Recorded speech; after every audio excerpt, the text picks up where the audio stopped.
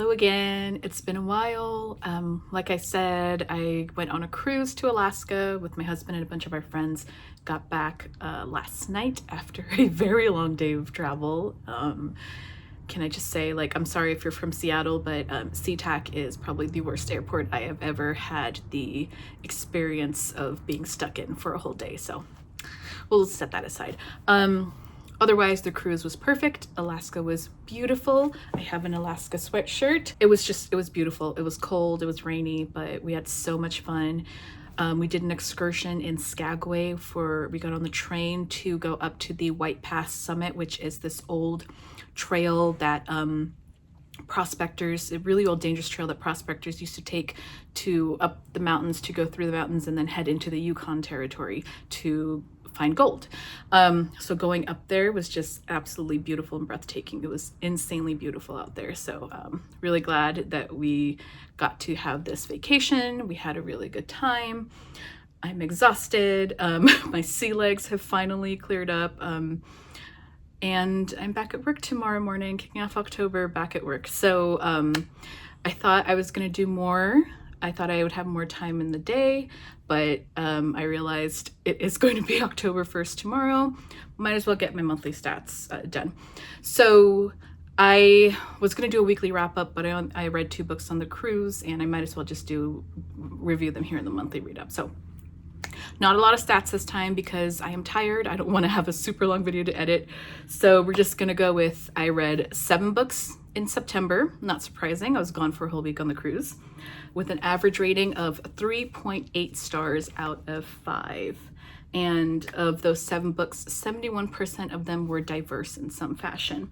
They were diverse, they had BIPOC characters, so Black, Indigenous, or person of color characters or author. 3 of them were LGBTQIA+ in some fashion, and 3 of them were own voices in some fashion, and obviously own voices in some fashion. So that's really all the stats I want to get into, so let's just get into what I read. Now for monthly wrap-ups, I go from lowest rated to highest rated, and my lowest rated was a 2-star for this month. That is one of the books I read while on the cruise, and that is The Examiner by Janice Hallett. All of my Janice Hallett reads have just kind of been going on a downward trend, and this one is probably my least favorite of them all. So I have read The Appeal. I own The Christmas Appeal, I think it is, which is a sequel novella to The Appeal, so I am going to read that. I read The Alperton Angels earlier this year. I think I gave that one a 3 or 3.5, and now The Examiner with a 2. So much like all of her works, this is mixed media, so text messages, emails, essays. It is essentially a story of this master's fine arts program where a bunch of students, 6-7 students, are in this year-long program to get a master's in art. And the examiners who are there to review everything and give them final scores, see if they receive their master's or not. One of them believes that something happened to one of the students. They may have been murdered and something's terribly wrong. And they ask the others to take a look at it. And we are the others. We are the ones reviewing. These students, this program has their own little website essentially called Doodle, which is a conceit that allows us to read, text, essentially chat room kind of situation between all of them. They are turning in their papers on this website. There's private messages, there's group texts and chats. And then eventually later on we do get like WhatsApp messages and stuff. So therein lies my very first problem with this. So you do have to suspend a lot of disbelief for stories like this, and for any mystery at some point, like especially for something like this where you need to create a reason for all these students to have the whole story in writing. The Appeal did that fantastically. It made a lot of sense. It worked within, the world of what was created. It was all emails essentially. The Alperton Angels was a lot more mixed media, which made sense because it was essentially a reporter trying to get a story. The setup for why everything is in writing like this sucks. So I don't know, maybe it's just my experience, but I don't know any program that would have this much text students using text like this much. Now, there is one student for why this may be a reason why they do it, but also maybe not. So that is treated as kind of a reveal, and I'm very icky on that. So I will put that in like spoiler section.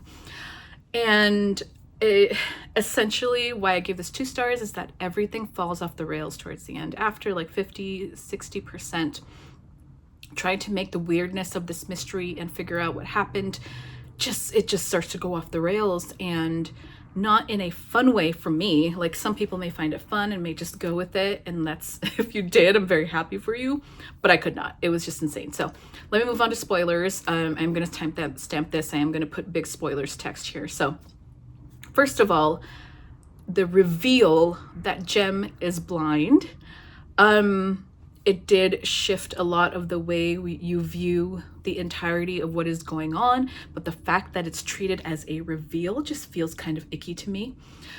So I am not part of the blind community, so I don't have, any real input for if this feels like good rep or not, but to me it felt icky. Just the fact that it was treated as a reveal. Let's see. There's a lot of weird, like, maybe supernatural stuff going on, maybe not. And then the conceit of like the reason why all this weird shit is happening is like everybody is like secrets on secrets, and like half of the program are there just to like become like, because they're like eco terrorists, and it's all fake, and they don't really want to get like a master's. But then there's like double, triple blinds where like 2 other people are working against them, and like there's so much going on. And it was just like, as it snowballed towards the end, like reveal after reveal after reveal. And then to have all of these students, I know they're not like, half of them are not even like there because they want a master's. They're just there because it's part of their like secret, plan for whatever they had going on. But to have them all like reveal their backstory, whatever's going on in their final essay, the long essay, like, it was one thing where like there was a conceit of the doodle diary, like, okay, fine, put all your personal shit in there. But to have the long essay reveal Patrick's backstory, where he was like from Ireland and like murdered people, just the backstory of like what actually happened, like, what? I could not get past this idea that all of these people would be writing all this, putting all this in writing, putting all this incriminating shit in writing, even though they believe that the website will be deleted once the program's done. Like, obviously it wasn't, because we as the examiners are reading all of this, but it falls apart for me. It, like, instantly just completely falls apart the second we get an essay where Patrick is talking about his backstory, where he possibly murdered someone. Like, okay. There was a lot of reveals, a lot of stuff happening. It just fell apart for me, just completely fell apart. So 2 stars. I'm gonna read The Christmas Appeal, which is a cute little novella that I own, and I guess from there we'll just have to see if Janice Hallett is for me in the future. So 2 stars to The Examiner. Next is a 3-star read for me, and that is Gorgeous, Gruesome Faces by Linda Cheng. I have already reviewed this, so I will link that down below. This is essentially a K-pop young adult horror thriller, contemporary. It has somewhat sapphic relationship-ish, toxic kind of situation going on. This was 3 stars for me. It didn't quite work, and even though it is kind of tagged as like a K-pop thriller, these girls are trying to get into a K-pop group. The main character was in a K-pop group in the past. It's K-pop adjacent. It doesn't really have anything to do with actual K-pop. Like, all these characters are American, Asian Americans. The group they were in the past was essentially an American group, kind of like born out of something similar to a Disney Channel group. So it was fine. It was a little creepy. It did some stuff with like cultural mythology that I wasn't expecting, but yeah, decent. If you want to hear more, link is down below. Next, I had 2 3.5 books, and the first one was Silent Blade by Ilona Andrews. I have talked about this in the past. Link is down below.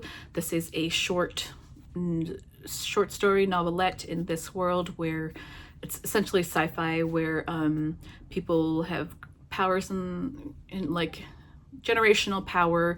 So these powerful families are created, and our main character has been excised from her family, but she has the power such that she's used as like a silent assassin, thus silent blade, and she has to go after this man from another house who she has felt wronged by, and they fall for each other. So this is very short. I talk about it more in the link down below. Like I said, I'm very tired. I'm trying to recover from this vacation. So link is down below if you want to hear more about that. But 3.5 was a lot of fun for me. I don't think it quite holds up if you don't read Fated Blades first, which is a longer novel in this world.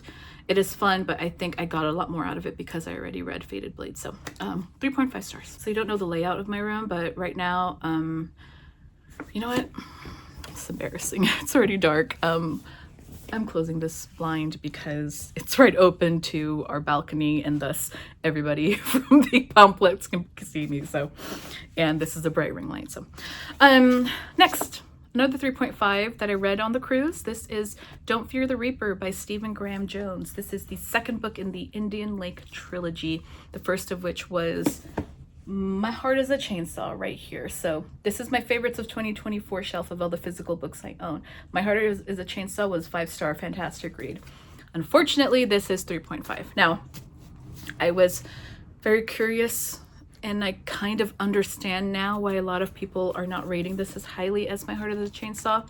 And I think for me, the main issue I had with this is the writing style is incredibly similar to My Heart is a Chainsaw. It's very stream of consciousness, very weird style. Now for me, that style worked because in the first one, because we are 100% in Jade Daniels' mind. It worked when it was a singular character, first person perspective, and it just worked because it is essentially a stream of conscious kind of situation, and it really kept you very close to Jade. Now, this is not first person perspective. It has multiple perspectives.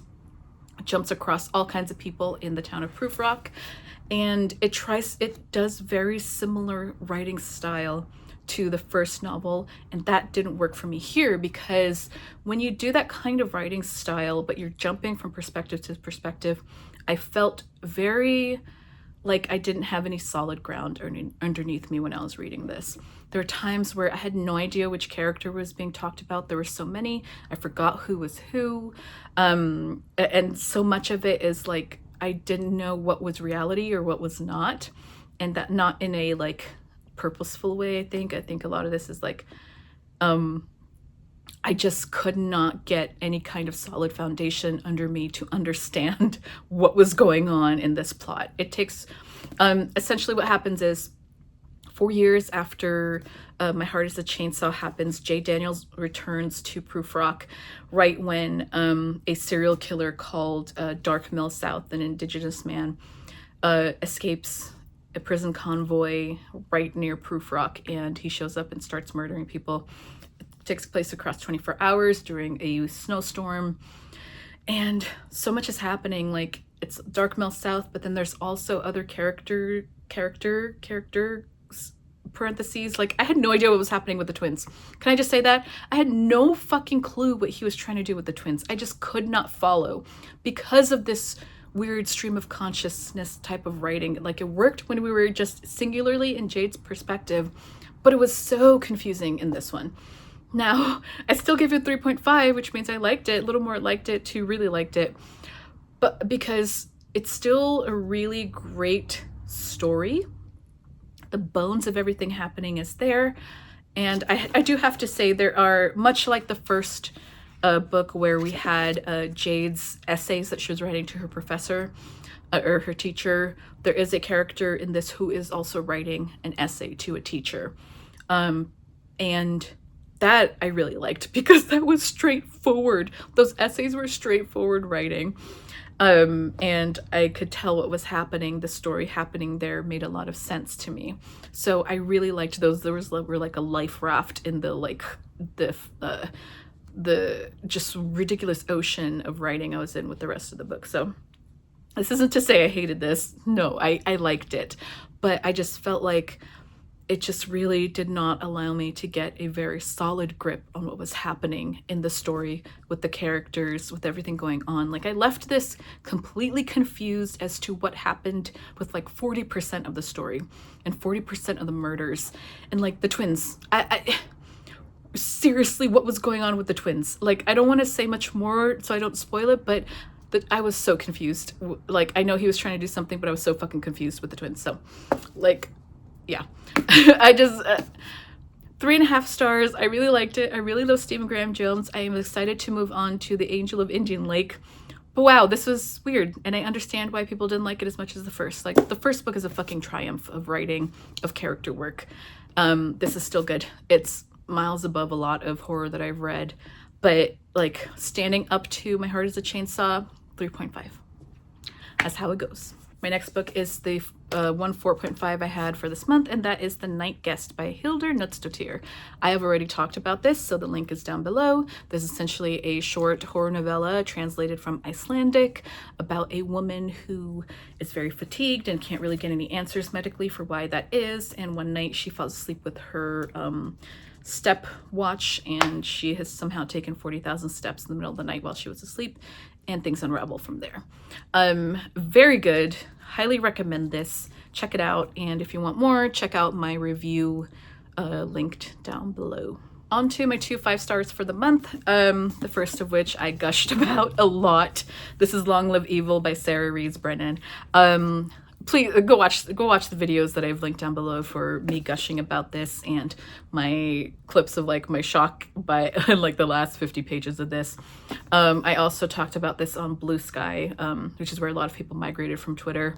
It's linked down below as well, and Rees Brennan actually responded to my post on Blue Sky, and it was a lot of fun. Just so much fun. Highly recommend this if you really want like a good satirical take on fantasy and fantasy romance and all that entails. And I am still upset that I have to wait for book 2. I am going to reread this because knowing what happens at the end now, rereading is going to be a lot of fun to catch up, to catch on so many details I absolutely missed during my first read. So Long Live Evil, 5 stars. That's where this gap is on my shelf. So 5 stars, favorite of the year. Finally, my last 5 star was the Vor Game by Lois McMaster Bujold, part of the Vorkosigan saga. Again, I have talked about this before, link is down below. This is a long-running sci-fi series following the antics of Miles Vorkosigan, space opera, politics, the gamut of everything that a great space opera series can do. And Bujold is just a master of character work, of political sci-fi. So I love this series. I am collecting it in these mass market paperback editions. Highly recommend. And also, let me see if I can grab a few of these. I actually have 6 of them I own. Let's see if I can do this without them falling over. So I love these covers. So these are 3. This is the Brothers in Arms. So I want to show these off because they're so fun. This is Mirror Dance. I have, and then like a different version of them. So this is Ethan of Athos. And what is this one? Komar. And what are you? Diplomatic Immunity. So I love these mass markets. They're so much fun. Like these old sci-fi mass market books are so much fun. But yes, the Vor Game, Vorkosigan Saga is becoming one of my favorite series. It's fantastic, and I highly recommend it. Link down below if you want to see me talk more about the Vor Game in particular. 5 stars. That is all from my monthly wrap-up. Hopefully this video is short and sweet for me to edit. I think it will be. And thank you for being here. Thank you for waiting it out as I, took a vacation. And I should have up next very soon a October anticipated releases video that is coming up probably in a couple of days. So look forward to that. Thank you for watching. If you would like to leave an emoji in the comments just to show you're here. How about waves for my cruise, or the cruise ship emoji for my vacation. So yeah, thanks for watching again, and I will catch you next time. Bye.